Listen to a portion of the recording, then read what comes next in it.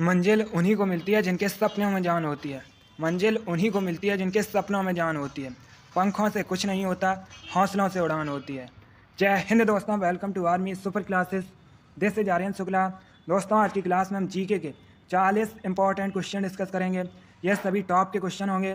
कुछ ऐसे क्वेश्चन हैं जो एसएससी जीडी की परीक्षा में कई बार पूछे गए हैं, तो आप लोग क्लास को ध्यान से देखिएगा। जो क्वेश्चन ना आए उसे कॉपी में नोट डाउन कीजिए और क्लास के अंत में ज़रूर बताइए कि आपके कितने क्वेश्चन आज निकले। सबसे पहले क्लास को लाइक करिए, अपने फ्रेंड ग्रुप सभी जगह शेयर कर दीजिएगा ताकि ज़्यादा से ज़्यादा लोग जुड़ सकें। और जो फ्रेंड इस चैनल पर नए हैं वो चैनल को सब्सक्राइब करेंगे, बेल आइकन को प्रेस कीजिए ताकि सभी नोटिफिकेशन आप तक पहुँच सकें। चलिए शुरू करते हैं आज की क्लास। क्वेश्चन नंबर फर्स्ट के लिए आंसर करिए। इंपॉर्टेंट क्वेश्चन है, अच्छा क्वेश्चन है। बताइएगा, नामीबिया की राजधानी क्या है? आपको बताना है what is the capital of Namibia. Option दिए गए। Option number A Nairobi, option number B Windhoek, option number C Dodoma या ऑप्शन नंबर डी मॉस्को। बताइएगा, नामीबिया की राजधानी क्या है? आंसर सभी लोग दीजिएगा। अच्छा क्वेश्चन है, बहुत अच्छे, good. Correct answer option number B होगा, Windhoek. Yes, option number B correct answer है। नामीबिया की कैपिटल विंडहॉक है, तो option number B correct answer होगा। अब अगर हम ऑप्शंस की बात करें, नैरोबी, ये दोस्तों केन्या की कैपिटल है, केन्या की राजधानी नैरोबी है। डोडोमा, ये तंजानिया की राजधानी है। मॉस्को, रसिया की राजधानी है। चारों ऑप्शंस के बारे में याद रखिएगा। चारों ऑप्शंस आपके एग्जाम के लिए इंपॉर्टेंट हैं। चलिए क्वेश्चन नंबर फर्स्ट का option number B correct answer होगा, विंडहॉक नामीबिया की राजधानी है। आगे बढ़ते हैं। क्वेश्चन नंबर 2 इंपॉर्टेंट क्वेश्चन है, अच्छा क्वेश्चन है। बताइएगा, अंतर्राष्ट्रीय दूरसंचार संघ का हेडक्वार्टर कहाँ स्थित है? अंतर्राष्ट्रीय दूरसंचार संघ का मुख्यालय कहाँ स्थित है? ओटावा में, जेनेवा में, न्यू दिल्ली में या डी पेरिस में? अंतर्राष्ट्रीय दूरसंचार संघ का मुख्यालय हेडक्वार्टर कहाँ स्थित है? आंसर दीजिएगा। बहुत अच्छे, ये सभी इंपॉर्टेंट क्वेश्चन है।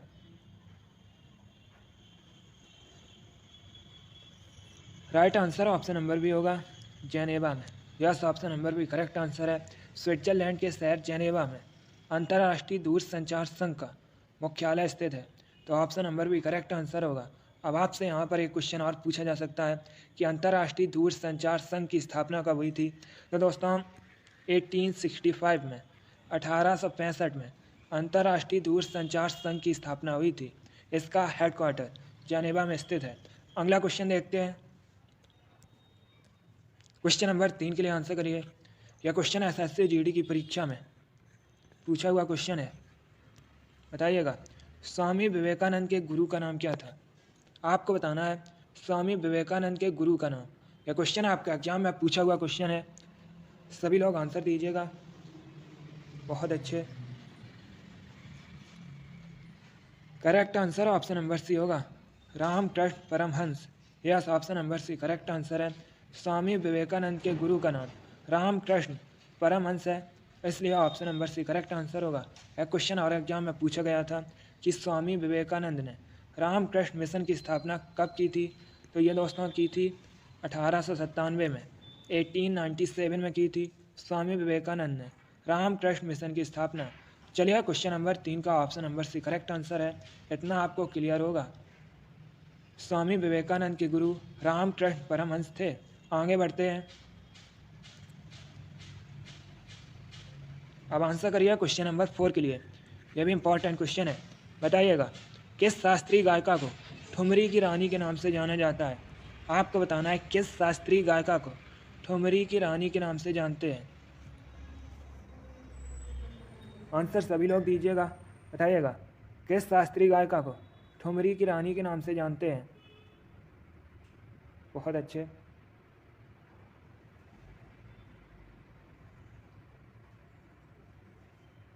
Good. Right answer option number B होगा, गिरजा देवी को। Yes, option number B correct answer है। गिरजा देवी एक शास्त्रीय गायिका हैं। इनको ठुमरी की रानी के नाम से जाना जाता है, तो ऑप्शन नंबर बी आपका राइट आंसर होगा। अब आपसे एग्जाम में एक क्वेश्चन और पूछा जाता है कि ठुमरी की रानी गिरजा देवी ये किस घराने से संबंधित हैं? तो ये दोस्तों बनारस घराने से संबंधित है, आप लोग याद रखिएगा। चलिए क्वेश्चन नंबर 4 का option number B correct answer है। ठुमरी की रानी के नाम से गिरजा देवी को जाना जाता है। ये एक शास्त्रीय गायिका है। आगे बढ़ते हैं। क्वेश्चन नंबर 5 क्वेश्चन है इराक की कैपिटल क्या है, बताइएगा। इराक की राजधानी, यह भी क्वेश्चन एसएससी जीडी की परीक्षा में पूछा हुआ क्वेश्चन है। आपको बताना है इराक की राजधानी A Kabul, B Baghdad, C Tehran या डी दमिश्कस। बताइएगा इराक की कैपिटल क्या है। Good, right answer option number B होगा Baghdad. Yes, option number B correct answer है। बगदाद इराक की राजधानी है। काबुल अफगानिस्तान की राजधानी है। तेहरान ईरान की राजधानी है। दमिश्कस सीरिया की राजधानी है। चलिए क्वेश्चन नंबर 5 का option number B correct answer है। आगे बढ़ते हैं। क्वेश्चन नंबर 6 के लिए आंसर करिए। बताइएगा बाईचुंग भूटिया किस खेल से संबंधित है। आपको बताना है बाईचुंग भूटिया किस खेल से संबंधित है। ए तीरंदाजी से, बी हॉकी से, सी शूटिंग से या डी फुटबॉल से। बहुत अच्छे,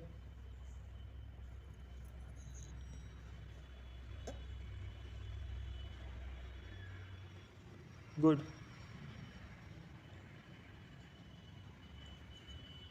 correct answer option number D होगा फुटबॉल से। Yes, option number D correct answer है। बाईचुंग भूटिया एक फुटबॉलर हैं। अगला क्वेश्चन देखते हैं। क्वेश्चन नंबर 7 के लिए आंसर दीजिएगा। इंपॉर्टेंट क्वेश्चन है क्योंकि यह क्वेश्चन एसएससी की परीक्षाओं में कई बार पूछा हुआ क्वेश्चन है। क्वेश्चन है अंतर्राष्ट्रीय बाघ दिवस कब सेलिब्रेट किया जाता है। बताइएगा अंतर्राष्ट्रीय बाघ दिवस कब मनाया जाता है। ऑप्शन को पढ़ लीजिएगा, उसके बाद ये आंसर दीजिएगा। जल्दबाजी में आंसर मत दीजिए। बताइए अंतर्राष्ट्रीय बाघ दिवस कब सेलिब्रेट किया जाता है। बहुत अच्छे, इसका राइट आंसर ऑप्शन नंबर भी होगा 29 जुलाई को। यस, ऑप्शन नंबर भी करेक्ट आंसर है। प्रतिवर्ष 29 जुलाई को अंतर्राष्ट्रीय बाघ दिवस मनाया जाता है, तो ऑप्शन नंबर भी करेक्ट आंसर होगा। अब देखिए दोस्तों, एग्जाम में क्वेश्चन पूछा जाता है कि भारत में किसे बाघ राज्य कहा जाता है, तो एमपी को दोस्तों भारत में बाघ राज्य कहा जाता है क्योंकि भारत में सबसे अधिक बाघों की संख्या एमपी में है। चलिए क्वेश्चन नंबर 7 का ऑप्शन नंबर भी करेक्ट आंसर होगा। अंतर्राष्ट्रीय बाघ दिवस 29 जुलाई को मनाया जाता है। आगे बढ़ते हैं। क्वेश्चन नंबर 8 के लिए आंसर करिए। बताइए किसान घाट किसका समाधि स्थल है। किसान घाट किसका समाधि स्थल है। किसान घाट ये दोस्तों न्यू दिल्ली में स्थित है। Good, correct answer option number भी होगा चौधरी चरण सिंह का। यस, ऑप्शन नंबर भी करेक्ट आंसर है। किसान घाट चौधरी चरण सिंह का समाधि स्थल है, इसलिए ऑप्शन नंबर भी करेक्ट आंसर होगा चौधरी चरण सिंह। ये दोस्तों भारत के 5वें प्रधानमंत्री थे। चलिए क्वेश्चन नंबर 8 का ऑप्शन नंबर भी करेक्ट आंसर होगा। आगे बढ़ते हैं। क्वेश्चन नंबर 9 के लिए आंसर करिए। क्वेश्चन है विश्वविख्यात पिरामिड निम्नलिखित में से कहाँ है। यह 4 ऑप्शन दिए गए हैं। बताइएगा किस देश में दोस्तों विश्वविख्यात पिरामिड स्थित है। जिसने अभी क्लास को लाइक नहीं किया एक बार लाइक करिए, अपने फ्रेंड ग्रुप सभी जगह शेयर कर दीजिएगा ताकि ज़्यादा से ज़्यादा लोग जुड़ सकें। और जो फ्रेंड इस चैनल पर नए हैं वो चैनल को सब्सक्राइब करेंगे, बेल आइकन को प्रेस कीजिए ताकि सभी नोटिफिकेशन आप तक पहुंच सकें। आंसर सभी लोग दीजिएगा। इसका right answer option number A होगा मिस्र में। Yes, option number A correct answer है दोस्तों, मिस्र में पिरामिड हैं, तो ऑप्शन नंबर ए आपका करेक्ट आंसर होगा। आगे बढ़ते हैं। क्वेश्चन नंबर 10 के लिए आंसर करिए। यह भी इंपॉर्टेंट क्वेश्चन है, एसएससी जीडी की परीक्षा में पूछा हुआ क्वेश्चन है। तड़ित चालक किसके बनाए जाते हैं। बताइएगा तड़ित चालक बनाए जाते हैं आयरन के, एल्यूमिनियम के, तांबे के या इस्पात के। तड़ित चालक किसके बनाए जाते हैं। Correct answer option number C होगा कॉपर तांबे के। Yes, option number C correct answer होगा। जिसने भी क्वेश्चन नंबर 10 का ऑप्शन नंबर सी दिया है उनका राइट आंसर है। वेरी गुड, आगे बढ़ते हैं। क्वेश्चन नंबर 11 के लिए आंसर करिएगा। हिस्ट्री संबंधित क्वेश्चन है। क्वेश्चन है कांग्रेस के, भारतीय राष्ट्रीय कांग्रेस के किस अधिवेशन की अध्यक्षता महात्मा गांधी ने की थी। बताइएगा। भारतीय राष्ट्रीय कांग्रेस के किस अधिवेशन की अध्यक्षता महात्मा गांधी ने की थी?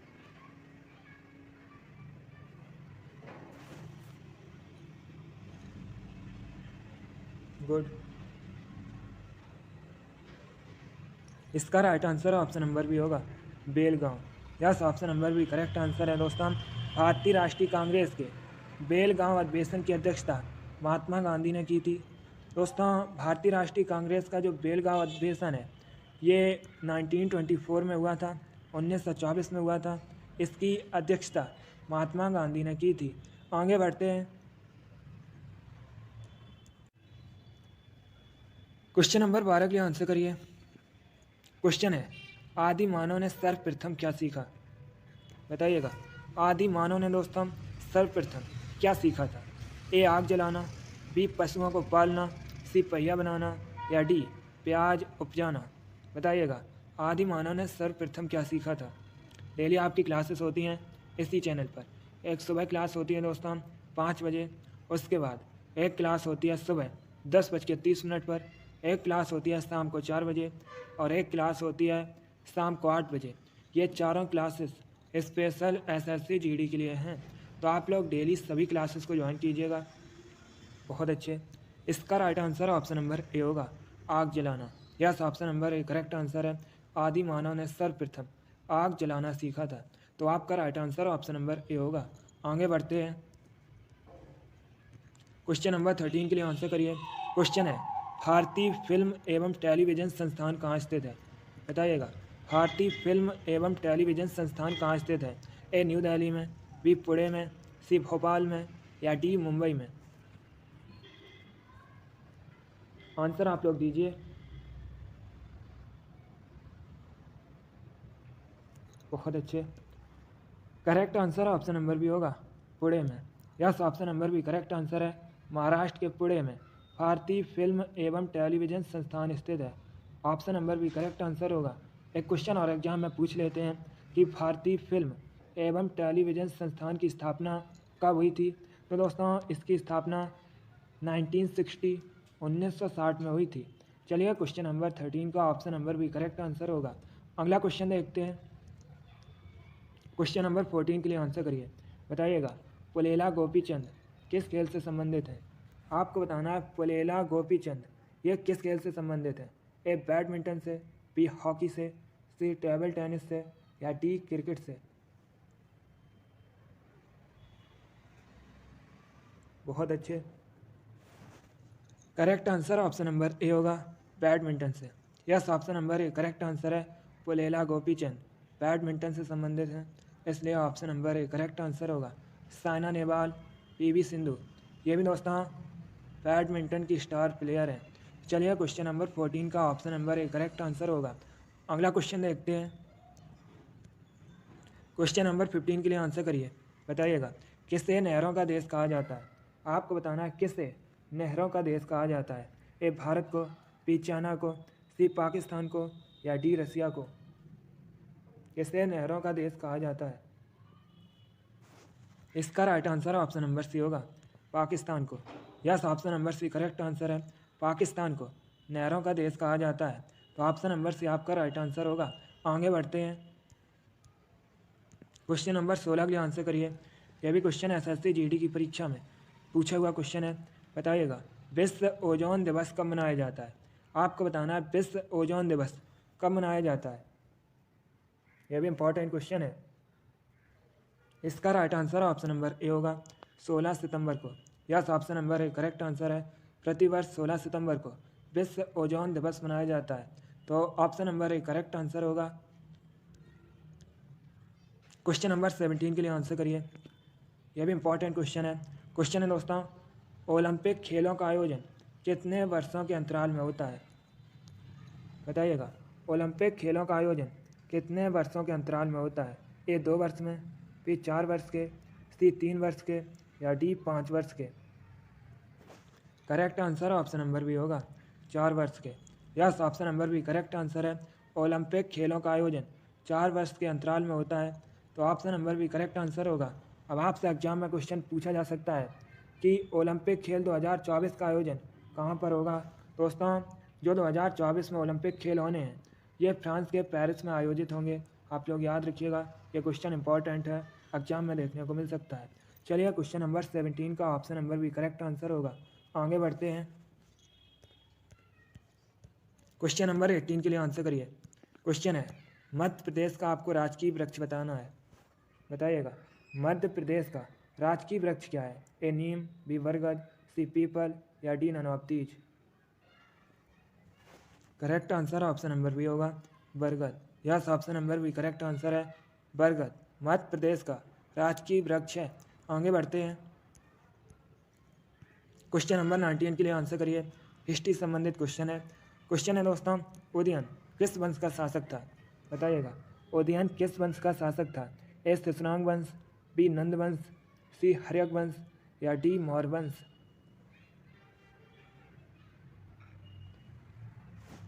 Good, correct answer option number C होगा, हर्यक वंश। Yes, option number C correct answer है, उदयन हर्यक वंश का शासक था। तो option number C correct answer होगा। आगे बढ़ते हैं। क्वेश्चन नंबर 20 के लिए आंसर करिए। क्वेश्चन है दोस्तों, अंतर्राष्ट्रीय नर्स दिवस कब मनाया जाता है? बताइएगा, अंतर्राष्ट्रीय नर्स दिवस कब मनाया जाता है?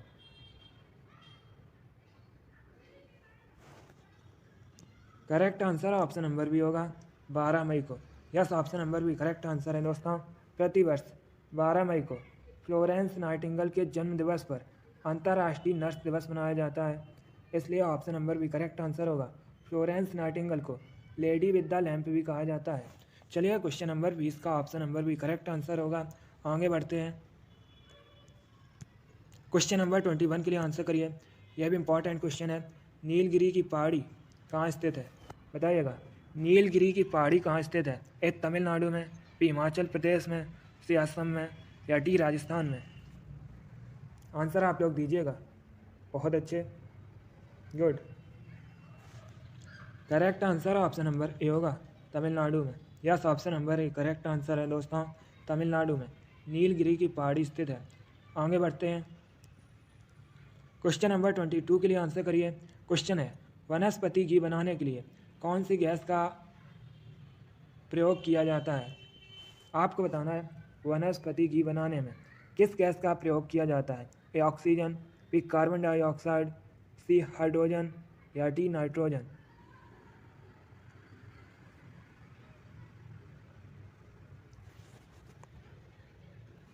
इसका right answer option number C होगा, hydrogen. Yes, option number C correct answer है। वनस्पति घी बनाने के लिए हाइड्रोजन गैस का प्रयोग किया जाता है। तो option number C correct answer होगा। आगे बढ़ते हैं। अब क्वेश्चन नंबर 23 के लिए आंसर करिए। क्वेश्चन है, विटामिन के की कमी का परिणाम क्या होगा? बताइएगा, विटामिन के की कमी का परिणाम क्या होगा? ए स्कर्वी रोग, बी रुधिर का थक्का बनने में कठिनाई, सी सांस लेने में कठिनाई या डी दृष्टि दोष। विटामिन के की कमी से क्या होगा? आंसर करिएगा। Good, correct answer option number भी होगा, रुधिर का थक्का बनने में कठिनाई। यस, ऑप्शन नंबर भी करेक्ट आंसर होगा। आगे बढ़ते हैं। क्वेश्चन नंबर 24 के लिए आंसर करिए। यह भी इंपॉर्टेंट क्वेश्चन है, एग्जाम में पूछा हुआ क्वेश्चन है। क्वेश्चन है दोस्तों, भारत में सबसे लंबा रेलवे प्लेटफॉर्म कहाँ स्थित है? बताइएगा, भारत में सबसे लंबा रेलवे प्लेटफॉर्म यह कहाँ स्थित है? ए गोरखपुर में, बी लखनऊ में, सी दिल्ली में या डी बेंगलुरु में। Correct answer option number A होगा, गोरखपुर में। Yes, option number A correct answer है दोस्तों। उत्तर प्रदेश के गोरखपुर में सबसे लंबा प्लेटफॉर्म स्थित है, इसलिए option number A correct answer होगा। एक क्वेश्चन और एग्जाम में पूछ लेते हैं कि गोरखपुर यह किस नदी के किनारे स्थित है? तो ये दोस्तों राप्ती नदी के किनारे स्थित है। आगे बढ़ते हैं। क्वेश्चन नंबर 25 के लिए आंसर करिए। क्वेश्चन है, भारत का प्रथम व्यक्ति कौन होता है? बताइएगा, भारत का प्रथम व्यक्ति कौन होता है? आंसर दीजिएगा।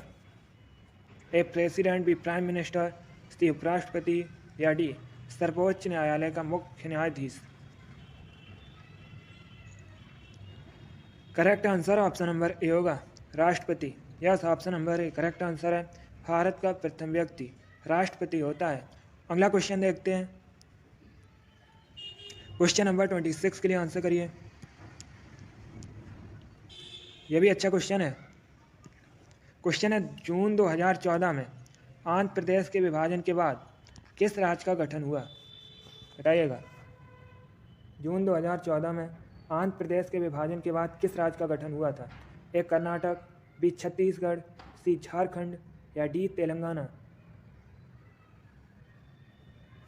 Good. Correct answer option number D होगा तेलंगाना का। Yes, option number D correct answer है। जून 2014 में आंध्र प्रदेश के विभाजन के बाद तेलंगाना राज्य का गठन हुआ, तो option number D correct answer होगा। अब इस प्रकार से भी क्वेश्चन पूछ लेते हैं कि तेलंगाना राज्य का गठन किस सन में हुआ था या कब हुआ था? तो दोस्तों, जून 2014 में तेलंगाना का गठन हुआ था। और एक क्वेश्चन पूछ लेते हैं कि तेलंगाना का गठन किस राज्य से अलग होकर हुआ था? तो यह दोस्तों हुआ था आंध्र प्रदेश के विभाजन के बाद। चलिए क्वेश्चन नंबर 26 का option number D correct answer होगा। आगे बढ़ते हैं। इसका option number D correct answer है तेलंगाना। क्वेश्चन नंबर 27 के लिए आंसर करिए। क्वेश्चन है, गाइड पुस्तक के लेखक कौन है?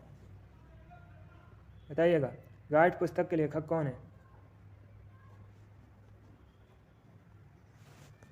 गुड। ऑप्शन नंबर सी सही उत्तर है, R K Narayan. Yes, option number C correct answer है। गाइड पुस्तक आर के नारायण द्वारा लिखी गई है। आगे बढ़ते हैं। क्वेश्चन नंबर 28 के लिए आंसर करिए। क्वेश्चन है, चंद्रगुप्त मौर्य का पुत्र कौन था? ये 4 ऑप्शन दिए गए हैं, आपको बताना है इनमें से कौन चंद्रगुप्त मौर्य का पुत्र है।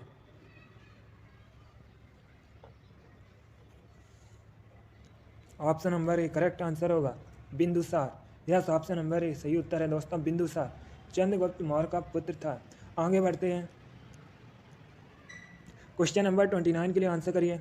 बताइएगा, वर्तमान में गोवा के मुख्यमंत्री कौन है? आपको बताना है गोवा के chief minister A Pramod Sawant, B Shivraj Singh Chouhan, C Uddhav Thackeray या डी अशोक गहलोत? गोवा के सीएम बताइएगा वर्तमान में कौन है?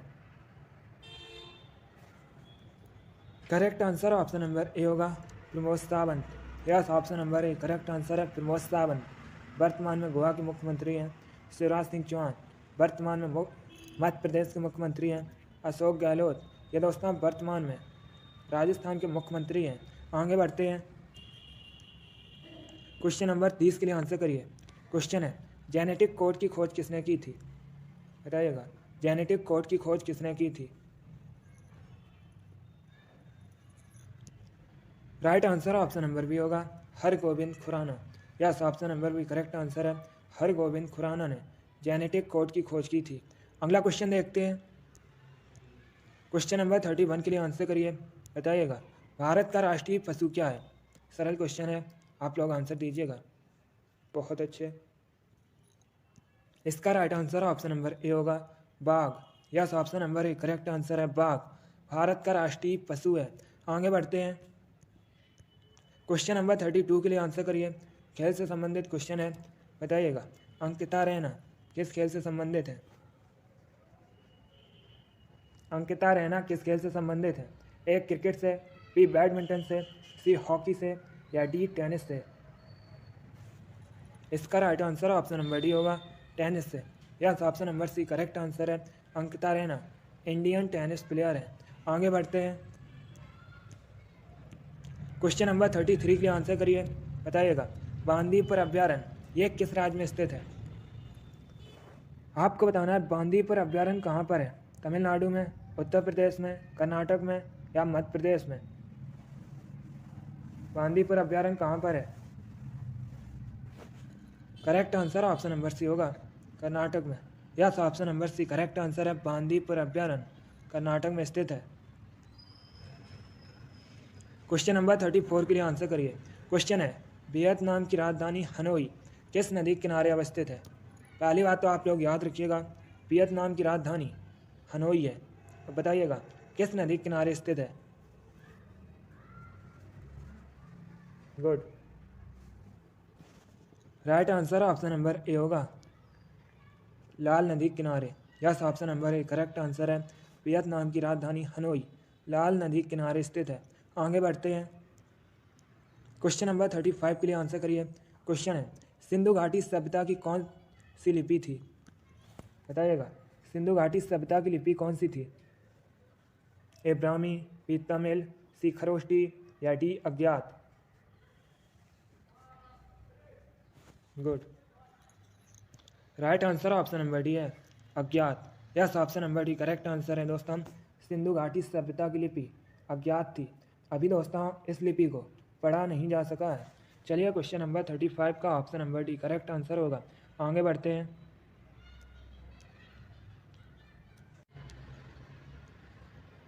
क्वेश्चन नंबर 36 के लिए आंसर करिए।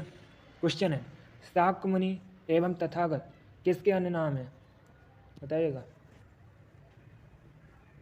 शाक्य मुनि और तथागत ये किसके अन्य नाम हैं? ए तुलसीदास के, बी गौतम बुद्ध के, सी महावीर के या डी चाणक्य के? Correct answer option number B होगा गौतम बुद्ध का। Yes, option number B correct answer है दोस्तों। शाक्य मुनि और तथागत ये गौतम बुद्ध के अन्य नाम हैं, तो option number B correct answer होगा। आगे बढ़ते हैं, क्वेश्चन नंबर 37 के लिए आंसर करिए। क्वेश्चन है, लोक चित्रकला मधुबनी किस राज्य से संबंधित है? बताइएगा, लोक चित्रकला मधुबनी किस राज्य से संबंधित है? ए पश्चिम बंगाल, बी ओडिशा, सी असम या डी बिहार? इसका right answer option number D होगा बिहार से। Yes, option number D correct answer है। लोक चित्रकला मधुबनी बिहार से संबंधित है। आगे बढ़ते हैं, क्वेश्चन नंबर 38 के लिए आंसर करिए। क्वेश्चन है, भारत के दूसरे प्रधानमंत्री कौन थे? बताइएगा, भारत के दूसरे प्रधानमंत्री कौन थे? गुड, देखिएगा दोस्तों, डॉक्टर राजेंद्र प्रसाद भारत के पहले राष्ट्रपति हैं। डॉक्टर सर्वपल्ली राधाकृष्णन ये भारत के पहले उपराष्ट्रपति हैं। पंडित जवाहरलाल नेहरू भारत के पहले प्रधानमंत्री हैं। लाल बहादुर शास्त्री भारत के द्वितीय प्रधानमंत्री हैं, दूसरे प्रधानमंत्री हैं। तो ऑप्शन नंबर डी आपका करेक्ट आंसर होगा। भारत के दूसरे प्राइम मिनिस्टर लाल बहादुर शास्त्री हैं। आगे बढ़ते हैं, क्वेश्चन नंबर 39 के लिए आंसर करिए। क्वेश्चन है, शिवाजी ने 1674 में अपनी राजधानी कहाँ बनाई थी? बताइएगा, शिवाजी ने 1674 में 1674 में अपनी राजधानी कहाँ बनाई थी? इसका right answer option number B होगा रायगढ़ में। Yes, option number B correct answer है दोस्तों। शिवाजी ने 1674 में अपनी राजधानी रायगढ़ बनाई थी, इसलिए option number B correct answer होगा रायगढ़। करेक्ट आंसर है, बहुत अच्छे। आगे बढ़ते हैं,